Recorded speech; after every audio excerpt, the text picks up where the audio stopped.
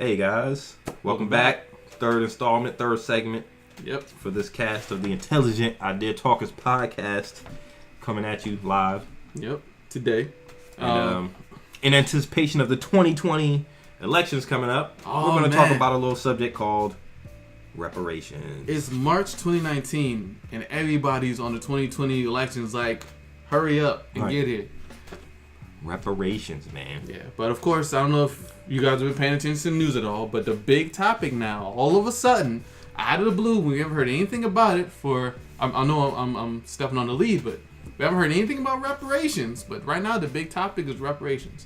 Even though nobody talked about reparations for like 6 years. Reparations. But okay, we're talking about reparations now. Now that's the defining factor of a good presidential candidate. So anybody who's been living under a rock for the last 20, 30 years, and you've never heard the term reparations, according to Wikipedia, reparations for slavery is a proposal that some type of compensation should be provided to the descendants of slaves from the Atlantic slave trade. This idea has been recurring in the politics of the United States from the 1865 Special Field Orders number 15, 40 acres and a mule, in quotations, to the 2020 Democratic Party presidential primaries, which makes it relevant today. Because we're talking about 2020 presidential primaries. Yep.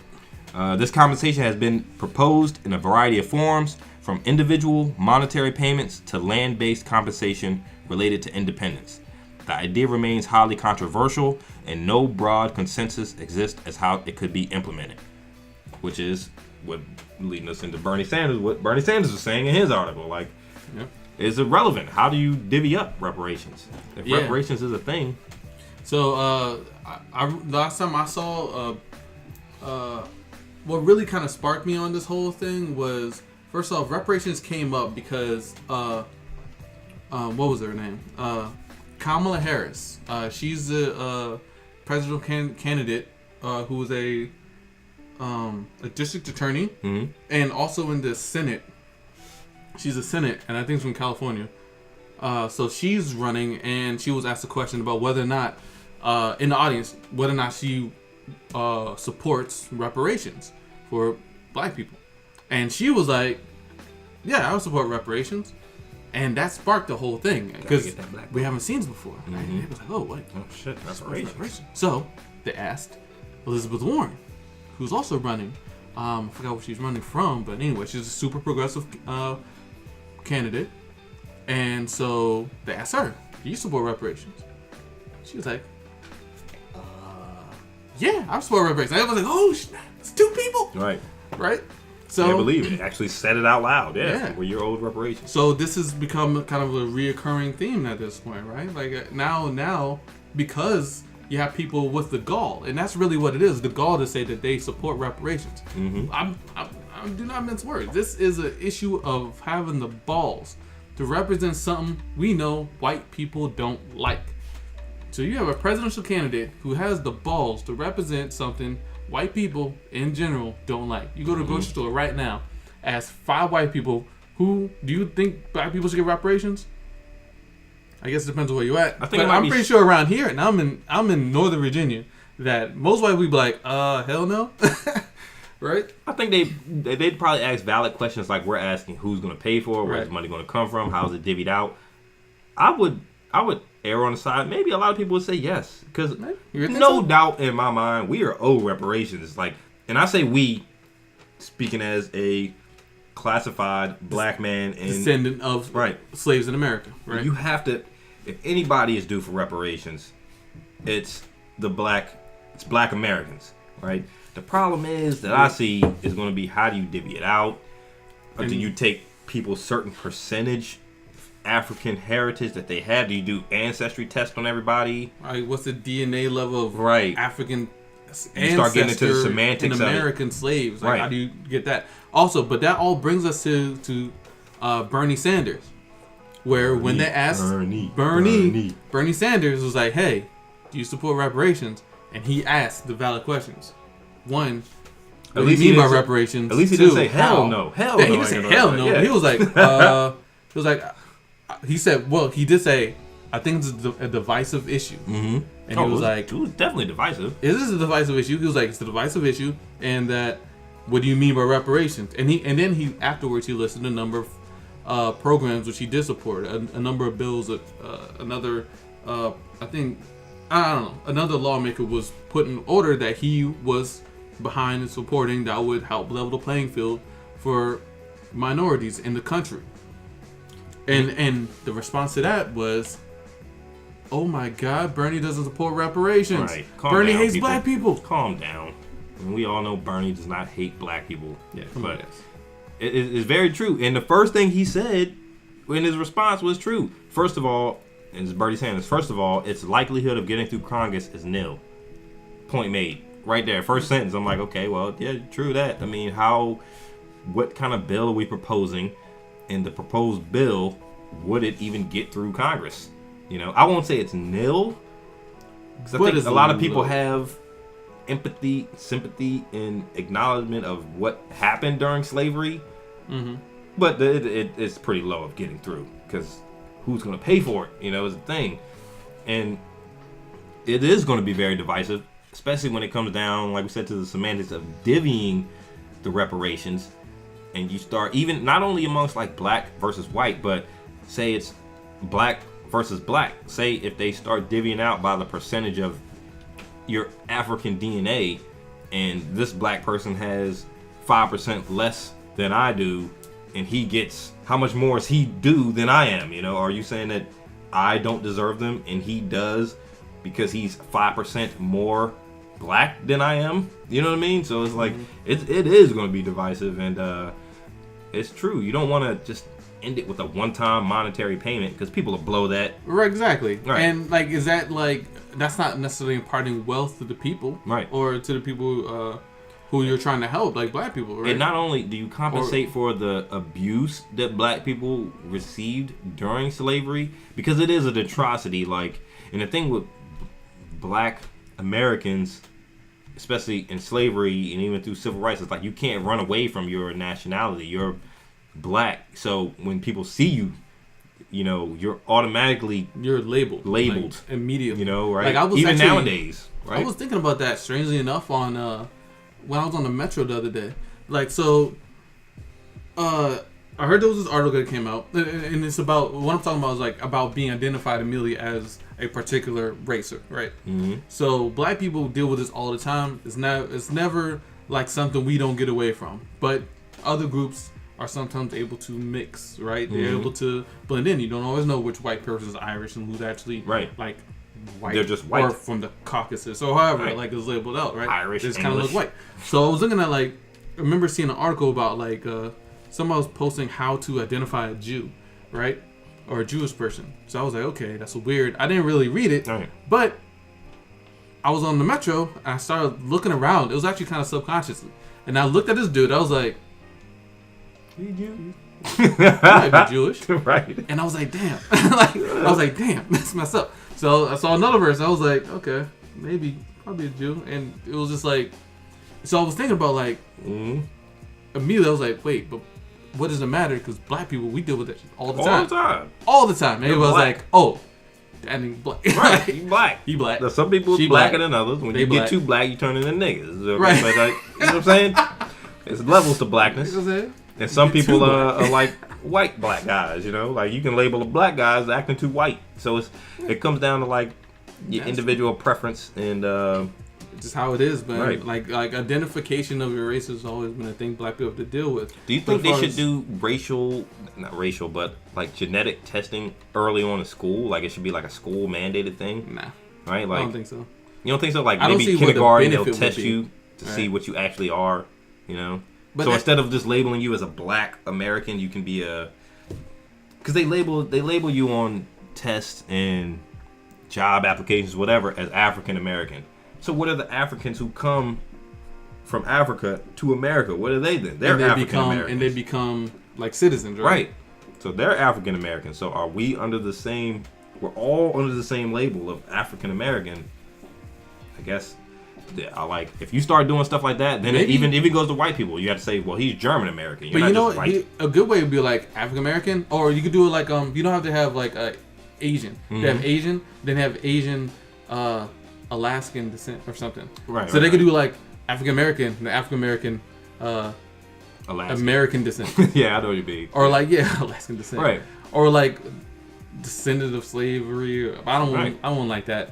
We need better terminology than that, right? But some other way to specify a black American lineage that's further in history than somebody who might have immigrated here more recently, right? Some kind of other way, like that would be a reasonable way, I think, to kind of resolve that. Right.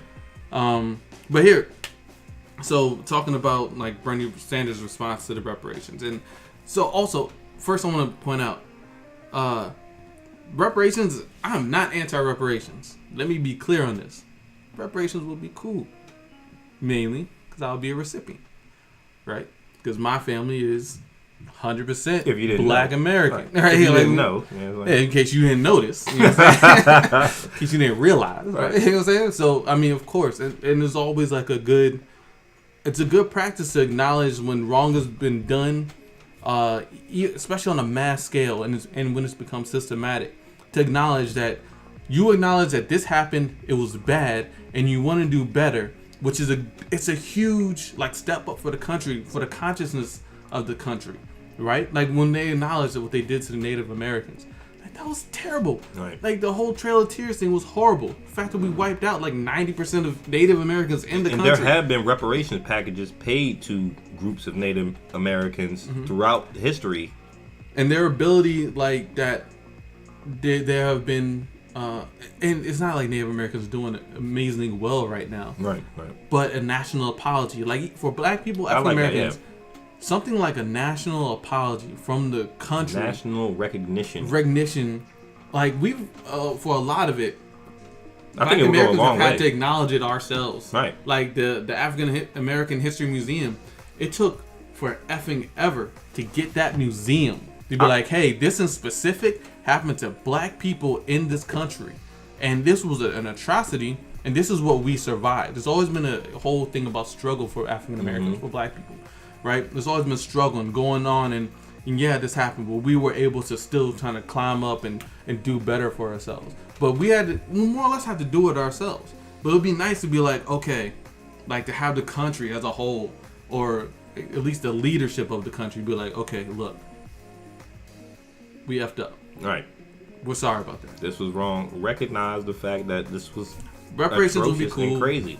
I don't know how. I don't have a solution. And you know, I think a lot of the reason that they are avoiding it on a large scale is because they fucked up the world so much. There's almost no way to dig back down a rabbit hole and see who did what and how to make amends. Like, how do you make amends for denying someone home ownership back in the 40s or 50s? You know, how do you make amends for colonization? Right, where you crush people's culture, like what you said. Cultures. You guys went to was it France? You went to the museum and saw all the African artifacts and everything. Yeah. How do you make reparations for stuff like that? For you're robbing countries. Yeah, man. I mean, you've been colonized in craziness, man. In what was the sister's name off Black Panther? The colonizers. You've been colonizing everybody for hundreds of years now. How do you make reparations for that? Shuri. Yeah. Right. It's like there's almost no way to put it back in the bag. Like the right. So I think that's why they're avoiding it, because it's like if we go down this road and we acknowledge and accept the fact that this was fucked up and make a public statement on it and get people talking about it, it's going to be a pile-on, and then everybody's going to come and say, well, you did this and you did this to us. And, But here's the thing, that's what comes with an apology. Right. Because that means you take responsibility. That means that, okay, I did this and I deserve all of that, right? I deserve it, because they do. And there's almost no way to make up for it. Yeah. But man, and I like what Bernie Sanders said in the article you sent. An article's on the Atlantic.com. He says, I think we should be talking about making massive investments in rebuilding our cities and creating millions of decent paying jobs and making public colleges and universities tuition free, because a student loan, when you hear shit on that, man, that should just become, it's like the main, debt. It's a huge contributor to this whole debt-based society. Is like the number one thing is like student loans. When you get out of school, you owe $50,000 immediately. Like, ooh, I owe money. It's crazy. Those are all valid points, and I liked it what Bernie says, because he's giving he's looking past just a check. Like, if you receive a check for $5,000 in the mail, is it better to receive that check, or is it better to create an economy where jobs are available, so that you can get a well-paying job and support your family for 25, 30, however many years, you know? So it's a valid point, and it all comes down to corporate interest, man, I think, man, because somebody made a great point when I was listening to this. I think it might have been Umar, Dr. Umar Johnson, but he was saying a lot of the times it's not even the government who owes reparations, right? A lot of it has to do with like the sugar plantations, or like these cotton companies, like Fruit of the Loom or Domino Sugar. Right, like these companies owe the reparations. These guys have made billions, trillions of dollars from the tobacco backs of companies. Sugarcane, you know, sugarcane was a huge like Marlboro. Caribbean, How much money is Marlboro? Right. They owe the reparations. You know, it's not necessarily the government. It's these companies who have built their fortunes on the backs of slave labor who owe the reparations. Mm-hmm. And then everybody looks at the government, and obviously the government allowed it to happen. Right, yeah. They supported the system, so they're in it too. But a lot of it is the corporations, man. They owe it. Yeah. So, so like piggybacking what you were saying about Bernie Sanders earlier. So this interview I found on the internet with Mehdi Hassan and Bernie Sanders. Oh, well, not Bernie Sanders, with Cornel West, who, as we know, is a supporter of Bernie Sanders, right?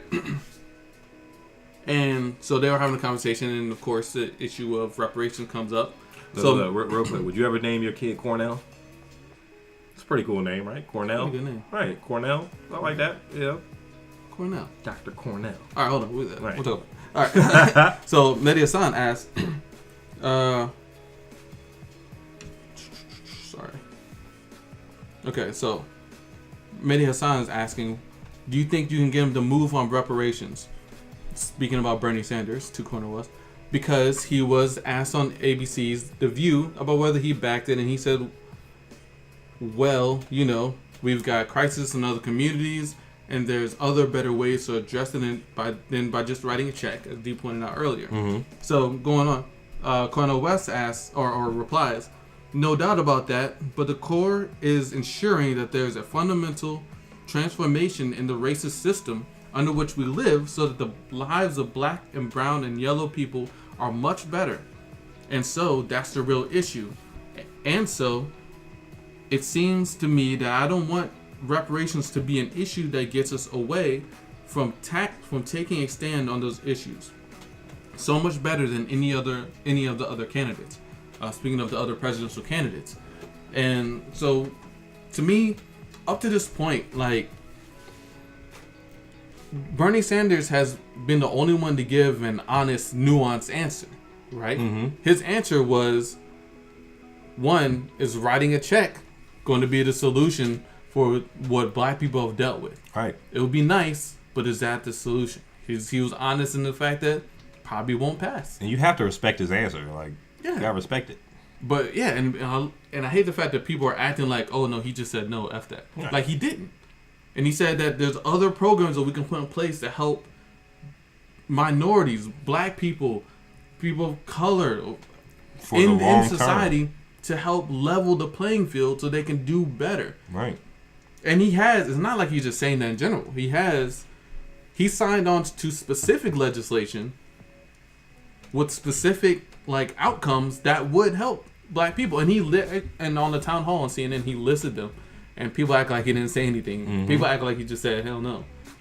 And I don't know. To me, that's frustrating, but it's also kind of telling as far as like what's going on with the media right now. So Bernie Sanders is the front runner democratically and also for the the most president, attacked. Right? Because there's no way they cannot put Bernie Sanders at the top of the Democratic Party as a potential candidate for...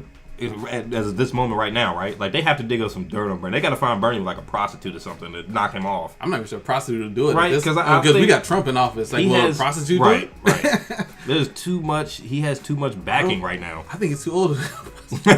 Bernie's like, prostitute, but the millionaires and the billionaires. Right. They get prostitutes all the time. No. Right.